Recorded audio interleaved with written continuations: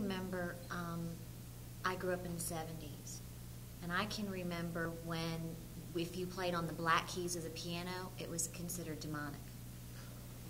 And it's crazy. You know, you think about it, and it's crazy. But now a lot of the songs that are written, and Nick could tell you, a lot of them are in the black key because there's that specific sound that those keys bring that really opens up your ears to music.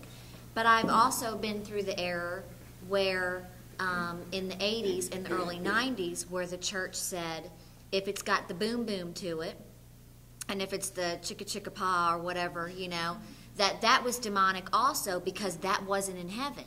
And my thing has always been, there's not going to be segregated sections of heaven where this kind of music is going to happen, and then this kind of music is going to happen, and this kind of music is going to happen. And one of the jokes that I heard was that some people had come to heaven, and there was this huge wall, and they said to Jesus, you know, what's on the other side of that wall? And Jesus said, oh, those are the Pentecostals. They're just worshiping, you know. But my point is that if it's there, it's here. Yeah. And we as a church need to be able to recognize that just because the sound doesn't appeal to us or the beat doesn't appeal to us, that God created all the sounds. God created all the instruments. God created all the beats. So if we're hearing it here, then it's there.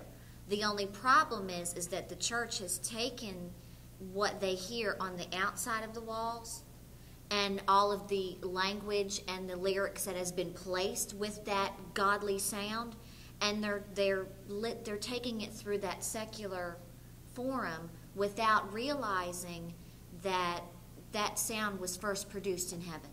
And because Satan fell, that's why it's now produced here, but in a different realm, in a different form, not to glorify God, but to take people away from God. So, I mean, I love the fact that there's many different beats and music and things.